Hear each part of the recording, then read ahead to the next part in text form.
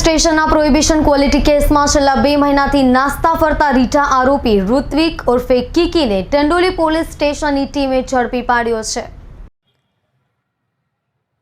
સુરત શહેર police commissioner Ajaykumar Tomar તથા અધિક પોલીસ કમિશનર સાહેબ સેક્ટર 1 તેમજ ડીસીપી ઝોન 2એ હાલમાં ક્રિસમસનો તહેવાર આવતો હોવાથી સુરત શહેર વિસ્તારમાં પ્રોહિબિશન ગુનામાં વોન્ટેડ આરોપીઓને પકડવા માટે આપેલ સૂચના અન્વયે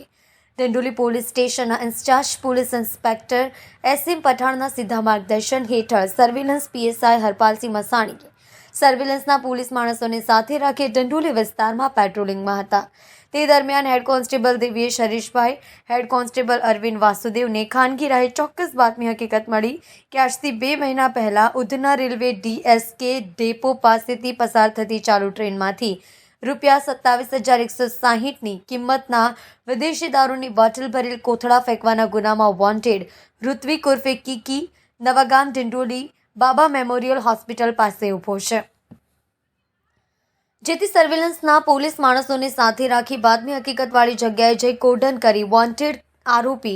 ઋત્વિક ઉર્ફે કિકી નરેશભાઈ પટેલને ઝડપી પાડી કાયદેસરની કાર્યવાહી કરી આરોપીનો કબજો સુરત રેલવે પોલીસને સોંપવાની તજવીજ હાથ ધરી છે।